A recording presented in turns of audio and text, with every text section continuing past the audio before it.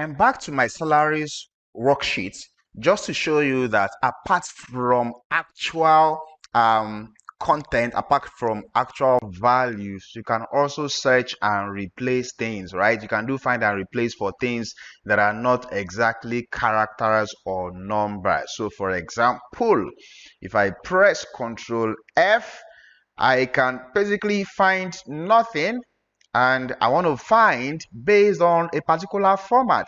So I'm going to click on formats, and I'm going to say I'm looking for the things that have fonts red, this red font, for example. So I will go to fonts, and I will go to color right here, and I'm going to select that color red. Then I will click OK, right? So I'm looking for things that are of color red. Then I can click on find all, and it shows them to me, and I can navigate and see them one by one.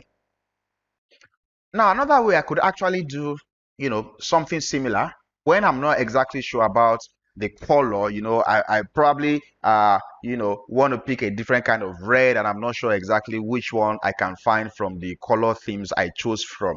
If I press Ctrl F now, instead of clicking on format, there's a small drop down right there. If I use the drop down on the format, I can decide to choose the format from a cell, right? So I will select this choose format from a cell, and then I can go and point to the cell that I'm trying to find something from. So if you have noticed, for example, you may have seen that I have some of these numbers in bold, right? So if I'm looking for things that are emboldened, I can use that method. So I'll just select this.